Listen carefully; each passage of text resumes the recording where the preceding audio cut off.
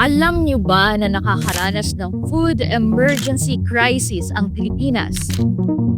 Alam niyo rin ba na ang Pilipinas ang nangungunang rice importer sa buong mundo noong nakaraang taon kahit na napakalawak ng lupang sakahan ng bansa? Kaya naman, ayusin natin ang Pilipinas. Nais ni Pastor Apollo C. Quiboloy na isulong ang panukalang batas na tinatawag na Philippine Food Security Enhancement Act na layuning tugunan ang problemang ito.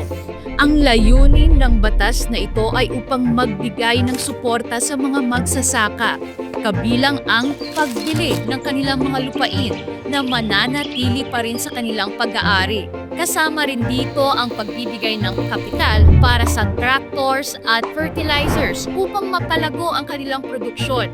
Mahalagang bahagi rin nito ang pagbuo ng mga infrastruktura tulad ng mga warehouse at farm-to-market roads. Binilang na ni Pastor Apollo C. Quiboloy ang bilang ng mga ektaryang palayan at toneladang bigas na kayang maproduce araw-araw, buwan-buwan at taong-taon upang matugunan ang pangangailangan ng 120 milyong Pilipino.